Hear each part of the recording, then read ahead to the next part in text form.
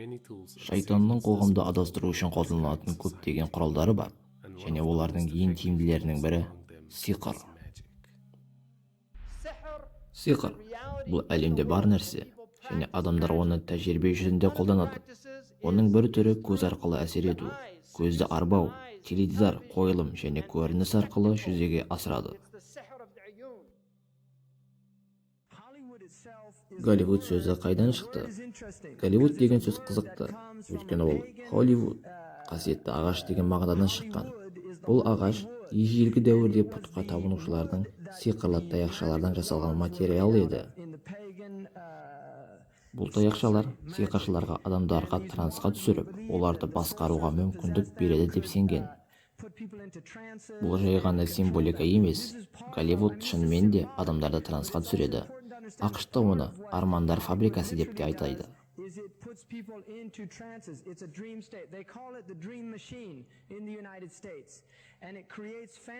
Бұл адамдарға қиял тудырып, оларды бейсаналы түрде сендіретін құбылыс. Кинотеатрдағы қараңғы залда немесе теледидар алдында отырған сәтте адам транс жағдайға түсуі мүмкін. Бұл күйді сенімнің тоқталған күйі деп атайды. Сол сәтте адам шынайы қабылуды уақытша тоқтатып, қиял мен жалған нәрсеге шынайы ретте сенеді. Осылайша ішкі түйсігі оны қиял екенін білсе де, ол уақытша шындыққа айналады. Кино мен гипноз әсері. Кинотеатрлар мен теледидар көрермендерді сенімсіздікті уақытша тоқтату күйіне түсіреді. Адамдар экрандағы көріністерді жалған екенін білсе де, оларды шынайы сияқты қабылдайды. Фильмдер көрермендерді эмоцияға бөледі. Оларды жылатады, күлдіреді, қорқытады. Бұл сананы бақылаудың бір әсері. Адамдар сиқырдың негізгі үш мақсатын қолданады. Бірінші, Алла тағалаға деген сенімді жойып, жалған әрі елеске неліктелген күшке сендіру үшін. Екінші, қоғамның негізін бұзу мақсатында, отбасыларды ажыратып, моральдық құндылықтарды жою үшін.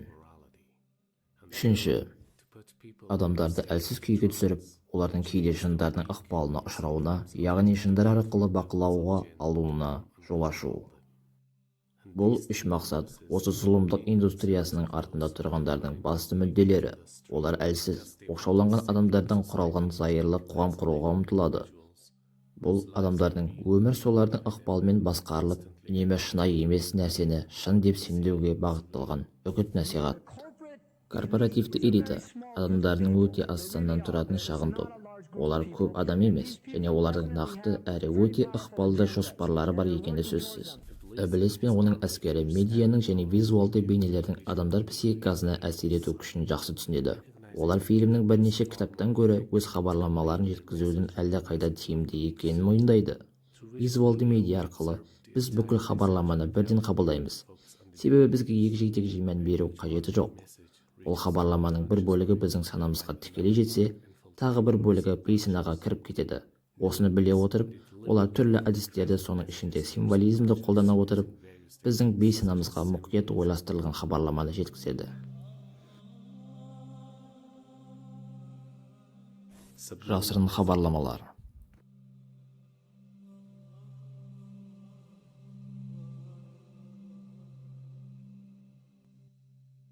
Музыка және дыбыс әсерлері.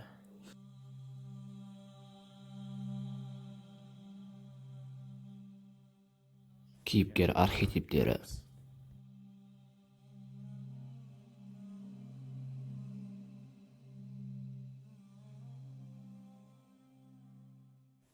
Және қайталау.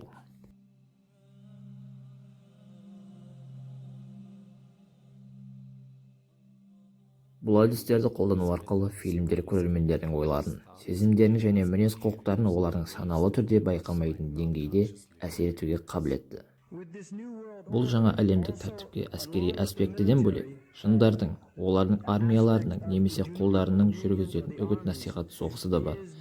Бұл соғыс әсіресе батыс жарты шарында адамдардың санасын бақылау мақсатында ұзақ уақыт бойы жалғасып келеді. Адамдардың миын жуу тәсілдерінің бірі ол қайталау. Белгілі бір ақпаратты қайта үздіксіз қайталау.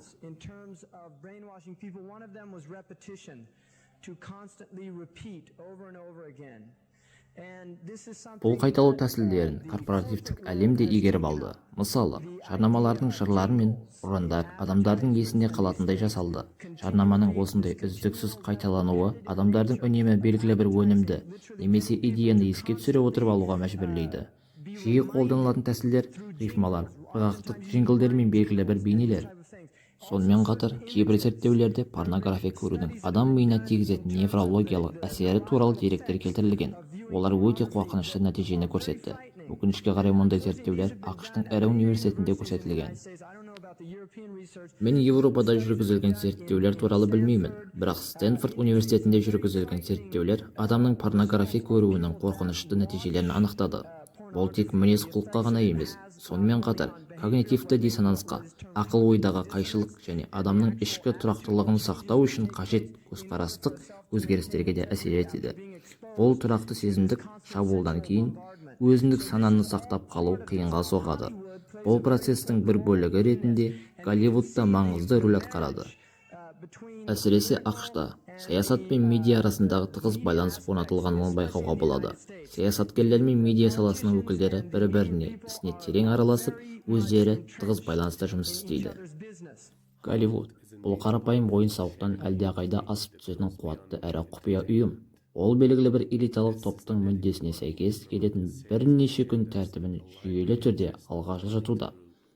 Бұл топ қоғамның моральдық құндылықтарын, сенімдерін және қабылдану манипуляциялау арқылы өздерінің арам пиғылдарын жүзеге асыруды көздейді. Олардың тақырыптары адамгершілік пен құндылықтарды құлдырату, азғындық пен дамымалы мінез-құлықтарды насихаттау, атеизм идеяларын мәжбүрлеу, бөтен өркениет туралы жалған теория тарату, дінді мазақ қылып келмеждеу, қате ақпаратпен қоғамды адастыру, қорқыныш, үрей, мазасыздық тудыру, шайтанға табыну. Голливуд әдейі қоғамның моральдық негіздерін әлсіретуде. Ой-сірткіге тәуелдік, опасыздық және шектен тыс зорлық-зомбылық сияқты жағымсыз мінез-құлықтарды әдемілендіріп, оларды қызықты немесе тіпті қалаулы әрекеттер ретінде көрсетуге тырысады. Мұндай тәсіл қоғамның моральдық құндылықтарын біртіндеп шайқалтып, адамдарды моральдық тұрғыдан екіұшты әрі рұқсатшыл қоғам құруға итермелейді. Голливуд қоғамдағы қалыптастыру процесімен белсене айналысады.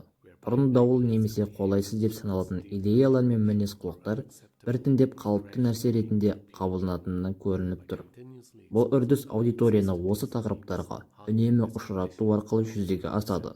Осылайша Голливуд қоғамның нормалары мен құндылықтарын біртіндеп өзгертеді және оларды жаңа шындыққа бейімдейді. Егер барлық зерттеуге назар аударатын болсақ, медиалық зорлық-зомбылықтың саны артқаны және оның әлдеқайда графикалық, сексуалды және садистік сипатқа ие болғаны байқалады.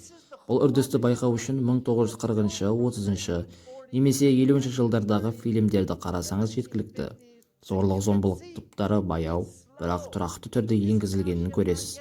Шайтанның адамдарды осылайша біртіндеп арбап, өз жоспарларını жүзеге асырады. Менің елімде бұған маңызды кезең болған фильмдердің бірі Бонни мен Клайд фильмі еді. Аты қалай еді? Бұл жерде аты аңызға айналған актер Уоррен Битти ойнаған Бонни мен Клайд фильмі туралы айтылады.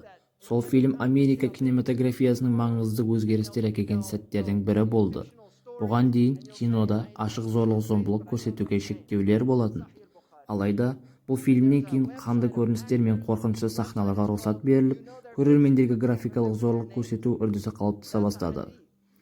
Пайғамбарымыз саллаллаху алейхи уассалам хадисіне сүйене отырып, ақыр заман жақындаған кезде адамдар өтірік оқиғалар айтылып, олар "Мен оның жүзін білмеймін, бірақ аты есіме түсіре алмай тұрмын" дейді деген болжамдар келтіріледі.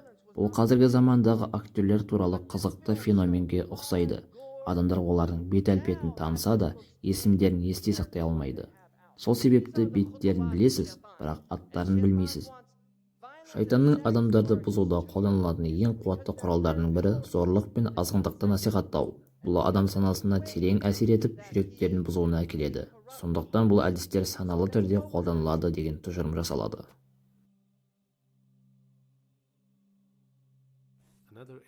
Голливудтың тағы бір мақсаты діни сенімдерді жүйелі түрде әлсіретіп, атеизмді насихаттау.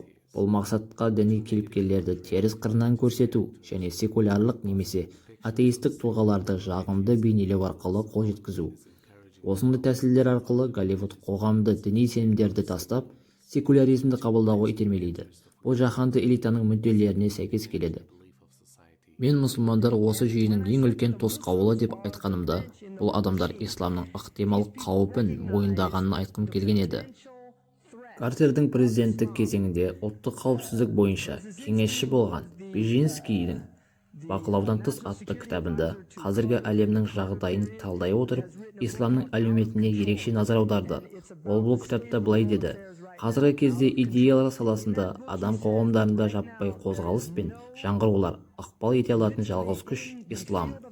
Бжезинскийдің айтуынша, бұрынғы философиялар мен идеологиялар өз маңызын жоғалтып, тарих сахнасына кете бастады. Ал исламның өміршеңдігі мен серпінділігі әлі де сақталып, өз әсерін көрсетіп келеді. Мұсылман қауымдастығының осындай белсенділігі мен ықпалы белгілі бір топтарды алаңдататыны сөзсіз. Себебі олар қоғамдағы түбегейлі өзгерістерді мүмкін екендігін жақсы түсінеді.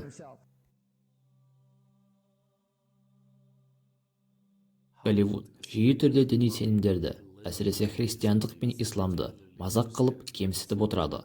Бұл сатира, комедия және астарлы әңгімелер арқылы жүзеге асады. Осылайша Голливуд осы діндердің беделін түсіріп, ықпалын азайтуға тырысады. Бұл үрдіс діни сенімдерді әлсіретіп, секуляризмді насихаттауға бағытталған кең ауқымды мақсаттың бір бөлігі болып табылады.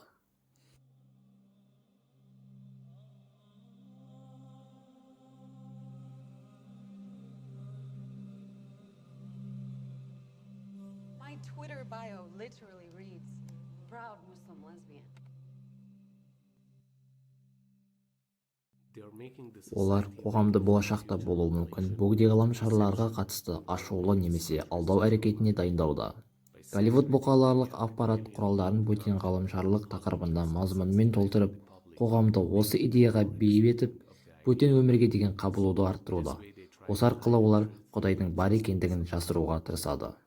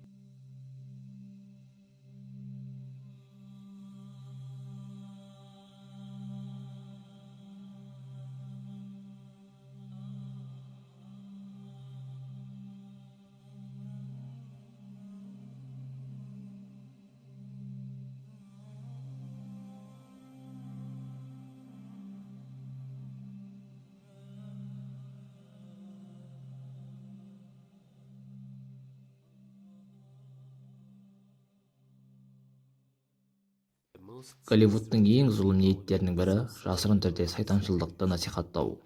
Бұл оккультік символдың жиі қолдану, қараңғы тақырыптардағы көрсету және дінге қарсы жын шайтан бейнелерін мадақтау арқылы жүзеге асады. Голливуд сайтандық тәжірибелерді қалыпты және тіпті тартымды етіп көрсетуде. Сайтаншылдықты насихаттау дәстүрлі діни құндылықтарды әлсіретіп, қоғамды қараңғы оккультікті тәжірибелерді қабылдауға, икемдеуге мақсатындағы үлкен жоспардың бір бөлігі ретінде қарастырылады. Бұл олардың табынатын нәрсесі. Бұл сайтаншылар Бафеметке табынады. Егер назар аударсаңыз, оның сыртқы бейнесі андрогенді, яғни еркек пен әйелдің араласқан сипаты. Бұның қолындағы белгінің саны 11 саны. Оны сайтанның саны деп атайды. Өйткені 11 саны бірдің жанындағы тағы бірлік ретінде қарастырылады. Сонымен бұл Антон Левидің телевизиясының пайда болуы ерекше оқиға болды, және оның шайтандық мәнін алдын ала көрсеткендей болды. Теледидардың қоғамға енуі өте біртіндеп, баяу әрі толық жүзеге асқаны соншалық, ешкім мұны байқап та үлгермеді. Шайтан өз жоспарын жүзеге асыруда өте шыдамды. Ол қияметке дейін өз уәдесінде тұрады. Маған уақыт бер. деді Іблис. Алла оған саған уақыт берілді деп жауап береді. Сонда Іблис, мен оларды азғырамын, барлығын құрықтаймын деді. Іблистің ең үлкен жоспары адамзатты азғыру. Адамдарға шіркеуге немесе мешітке барудың қажеті жоқ. Олардың өздерінің моральдық сабақтарын теледидар мен кинофильмдерді арқылы алады. Солар арқылы қазіргі қоғамның моральдық құндылықтарын қалыптастырып жатыр. Антон Левидің айтуынша, теледидар жаңа құдайға айналды. Ол теледидар жаңа шайтанның діннің басты және ең ықпалды құралы деп жазған. Антон Леви шайтанның шіркеулерінің негізін қалаған адам және оның Голливудтағы бірнеше актерлер мен актрисалар арасында ізбасарлары болған. Бұл оның маргиналды тұлға емес екен және Голливудтағы белгілі режиссерлерге ықпал еткенін көрсетеді. Осылайша Голливуд медиа арқылы көрермендерге жасырын түрде түрлі идеяларды сіңіріп, оларды моральды және рухани құндылықтарды өзгертіп жатыр.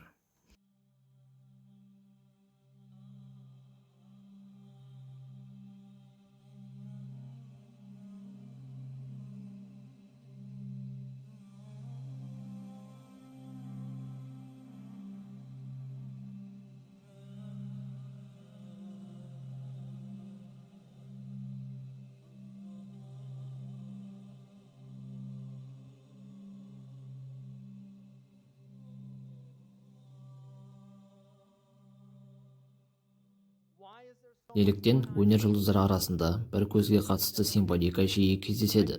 Себебі бұл олардың сенім жүйесімен байланысты болуы мүмкін. Олар бір көзді құдайды және пирамиданы белгілейді. Бұл элиталық биліктің құрылымын көрсетеді. Пирамида шыңындағы элита тұрса, төменде бұйрықты орындайтын қарапайым халық. Мұндай символизм адамдарды басқарып, белгілі бір идеяларды насихаттау үшін қолданылады. Шын мәнінде Голливуд сізді өзіне баурап алып, уақытты жұтады. Олар сізді Netflix секілді платформаларға тартып, одан өздеріне пайда табады. Нәтижесінде сізді бос, ойсыз қалыпқа түсіріп, өзін дамытуға алшақтатады. Байқамастан мәнді істерге жұмсауға болатын құнды уақытыңызды жоғалтасыз. Оларды насихаттайтын дүниедегі махаббат, уақытты ләззаттар, зорлық-зомбылық және атеизм.